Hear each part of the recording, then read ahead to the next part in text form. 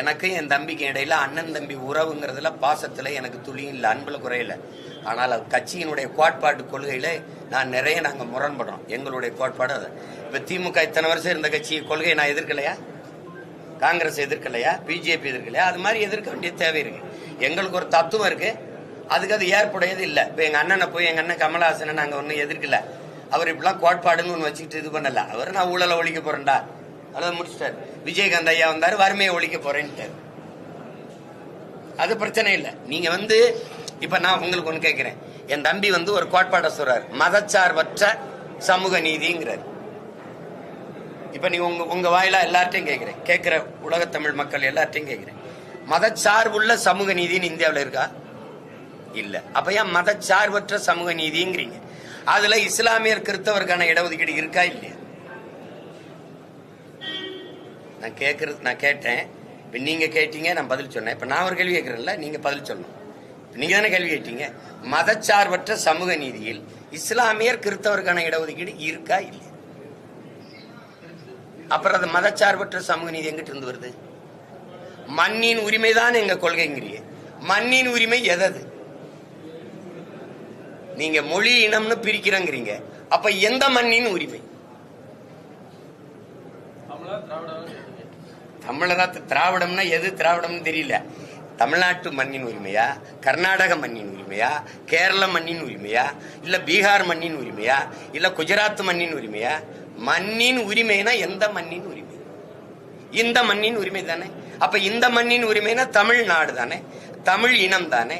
அப்ப இது மொழி இனம்னு பிரிக்கிறாங்கன்னா இந்த கோட்பாடு எப்படி இருக்கு பாருங்க. சாதி, மதம், மொழி இனம், பாலினம், நிலம் என்று பிரிக்கிறார்கள்னா இந்தியாவை மொழிவழி மாநிலங்களா பிரித்ததை நீங்கள் ஏற்கிறீர்களா எதிர்க்கிறீர்களா? இந்த கேள்வி எனக்கு வரணுமா வேணாமா?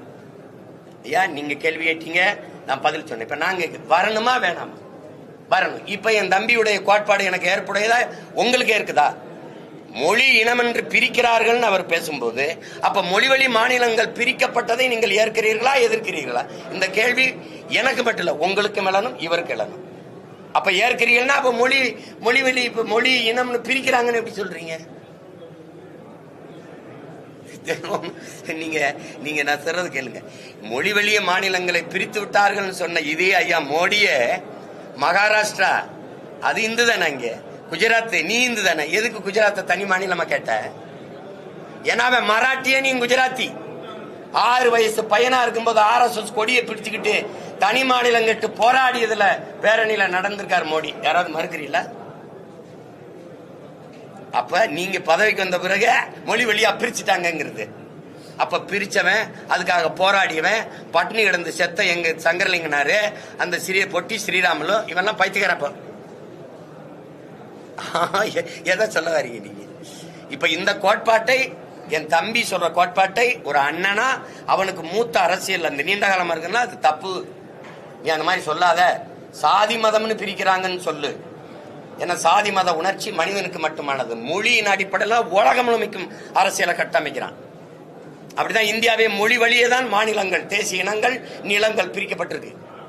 தனித்தனி நாடாக நம்ம பிரியலினாலும் தனித்தனி மாநிலங்களாக நம்ம பிரிந்திருக்கிறது காரணம் மொழி வழியே தான் தேசிய இனங்கள், நிலங்கள். அதை விளங்கிடணும். அப்ப அந்த மாதிரி ஒரு கொள்கையை எனக்கு பின்னாடி வர என் தம்பி மக்கள்கிட்ட எடுத்து வைக்கும்போது அது சரியில்லப்பா மாத்து அப்படின்னு சொல்ல வேண்டியது இருக்குது இல்லையா? நீங்க ஆவின் பாலோட கருப்பட்டி பால் கொடுப்போம்னு என் தம்பி சொல்லிடுறாரு. கருப்பட்டி பால் எப்படி ஆவின் பாலோட கொடுப்பீங்க? இப்ப நான் சொல்றேன்னா, நான் குடும்ப நியாய விலை கடையில, ரேஷன் கடையில இந்த வெள்ளை சக்கரை கண்ட நோயை தருது, அதை தடை பண்ணிடுறேன். அதுக்காக கருப்பட்டி, வெள்ளம், பனை வெள்ளம், இந்த கரும்பு வெள்ளத்தை கொண்டு நான் கொடுக்குறேன். அதான் ஐயா எடப்பாடி கூட செயல்படுத்தினாங்க. அதை பெரிய அளவு கொண்டு வர முடியல, ஏன்னா அவங்க அதை செய்யல. பனை வெள்ளத்தை இறக்கி கொண்டு வரல, நம்ம கொண்டு வரோம்ங்கிறோம். அப்ப அது ஆவின் பால் கொடுக்கறது சரி, ஆந்திராவில் வாங்கி கொடுக்குது இந்த அரசு, அது போல கொடுப்பீங்களா? இப்ப நான் ஆடு மாடு வளர்க்கிறேங்கிற, அது மாதிரி வளர்த்து கொடுப்பீங்களா? ஒரு கோட்பாடு வருது இல்ல. பாலின் சந்தை மதிப்பு எவ்வளவு இருக்கும்னு நினைக்கிறீங்க தமிழ்நாட்டில்? 9 லட்சம் கோடி இருக்கு. நீங்க அங்க வரமாட்டேங்கிறீங்க. ஆடு மாடு வளர்க்கறது அவமானம், எனக்கு வெகுமானம், வருமானம். ஏன்னா ஆடும் மாடும் எங்களுக்கு விலங்குகள் அல்ல, எங்கள் செல்வங்கள். நான் ஆதியில செஞ்சதே ஆடு மாடு வளர்த்தது தான், உங்களுக்கு தெரியும் நினைக்கிறேன். 2வது நிலத்துல, முல்லை நிலத்திலேயே நான் ஆடு மாடு வளர்த்துட்டேன். அப்புறம் மருத நிலத்துல ஆடு மாடு வளர்த்து வேளாண்மை செய்ய தொடங்கிட்டேன். இப்ப இது தெரியாம நீங்க ஆவின் பால் கொடுப்பேன். சரி கொடுங்க. எங்கிருந்து கொடுப்பிய? இப்ப ஆந்திரால இருந்து வருது. கறி எங்கிருந்து வருது? ஆந்திரால இருந்து வருது. இது போலவே உங்க ஆட்சியிலையும் வருமா? இல்ல நீங்க பாலுக்கான மாடு கறிக்கான ஆடு வளர்ப்பீங்க? நான் வளர்ப்பேங்கிறேன். அதனாலதான் ஆடு மாடு வளர்த்தல அரசு பணியா மாற்றுவேன்னு சொல்றேன். அதுக்கு சிரிக்கிறாங்க. அப்ப ஏண்டா டாஸ்மார்க் கடையில சாராயம் ஊற்றி கொடுக்குறவன் கவர்மெண்ட் வேலை பார்க்கலாம், ஆடு மாட்டுக்கு ஊசி போடுற வெட்டினரி டாக்டர் கவர்மெண்ட் டாக்டரா இருக்கலாம், ஆடு மாடு வளர்க்குறவங்க ஆத்தாளப்பேன் கவர்மெண்ட் எம்ப்ளாயா இருக்கக்கூடாதுன்னு நான் கேட்கிறேன். அப்ப அந்த மாதிரி ஒரு கோட்பாட்டை வைக்கும் போது எதிர்கேள்வி வருமா வராதா அது எப்படின்னு ஆய்வு செய்து வைக்கணும். இல்லைன்னா அப்படி சொல்லும்போது இப்ப நான் அண்ணங்கிறனால செல்லமா கேள்வி கேட்கிறேன். இப்ப நாங்க ரெண்டு பேரும் மோதிக்கிறோங்கிறதுனால அவன் கேள்வி கேட்காம இருக்கான். உங்களுக்கு புரியுதுன்னு நினைக்கிறேன். இப்ப அதனால என்னன்னா ஒண்ணு இதை மாத்திக்கணும். இது மாதிரி இது வரும்போது தப்பா இருக்குதுல்ல. இப்ப மொழி கொள்கைன்றார், இருமொழி கொள்கைங்கிறார். நாங்க என்ன சொல்ற, கொள்கை மொழி ஒரு மொழி தான் தமிழ். அப்பதான் பலவர் விளக்கிட்டேன். எனக்கு 1 கோடி அம்மாக்கள் இருக்காங்க. என்னை பாக்குறதுல என் மகனேன்னு சொல்லுவாங்க, நான் அம்மான்னு சொல்லுவேன். ஆனா பெத்தவ ஒருத்தி தான் இருக்கான். அது மாதிரி உலகம் முழுமைக்கும் ஒவ்வொரு தேசிய இனத்திற்கும் கொள்கை மொழி அவன் தாய்மொழியா தான் இருக்கணும். நான் என்ன சொல்றேன், என் கொள்கை மொழி தமிழ், பயன்பாட்டு மொழி ஆங்கிலம். இப்ப பயன்பாட்டு மொழிக்கும் கொள்கைக்கும் வேற இருக்கு. இப்ப நான் என்னை பெத்தவர் அப்பா, இந்த 10 கழுத்து விட்டுக்காரு இவரும் எனக்கு அப்பா அப்படின்னு சொல்ல முடியாது. அப்ப கொள்கை மொழி ஒரு மொழி தான், என் தாய்மொழி தமிழ். ஆங்கிலம் பயன்பாட்டு மொழி, அப்படிதான் அது வரையறுக்கணும். உலகத்தின் எம்மொழியும் நாங்கள் கற்போம், இந்தி உட்பட தேவைனா கற்போம். அப்படிதான் கொள்கையை வகுக்கணுமே ஒழிய இருமொழி கொள்கைனா எப்படி கொள்கைன்னா, இப்ப திருநெல்வேலிக்கு நீங்க போனீங்களா, நம்ம தமிழ்ல இருக்கும், திருநெல்வேலி இங்கிலீஷ்ல இருக்கும், இருக்கா இல்லையா? சென்னைக்கு வந்தீங்கன்னா நம்ம தமிழ்ல இருக்கும், சென்னை இங்கிலீஷ்ல இருக்கும். நம்ம சதுரங்க விளையாட்டு தானே, நம்ம செஸ், இது என்ன மொழி? இதுதான் இருமொழி. நம்ம பள்ளிக்கூடம் அப்படித்தானே இருக்கணும், நம்ம தமிழ்ல இருக்கும், ஸ்கூல் ஆங்கிலத்தில் இருக்கும். இப்ப விளங்குதான் சொல்றது. இது மாதிரி ஒவ்வொன்றும் செய்யறதுதான் இது. நம்ம எல்லாம் நம்ம இருக்கும், அப்புறம் மீதி பூரா இங்கிலீஷ்ல இருக்கும், தங்கிலீஷ் ஆக்கும். அரசே செய்யும். இப்ப எங்க ஊர் ராமநாதத்துக்கு நான் போய்கிட்டு இருக்கேன். Welcome to Ramnad. யாருக்கு எழுதி வச்சிருக்க நீ? யாருக்கு எழுதி? சரி, வட இந்தியக்காரன் இங்க வர்றான், ராமேஸ்வரத்துக்கு எங்க ஊருக்கு சாமி கும்பிட வரான், வெல்கம் டு ராம்நாடுன்னு போட்டிருக்க.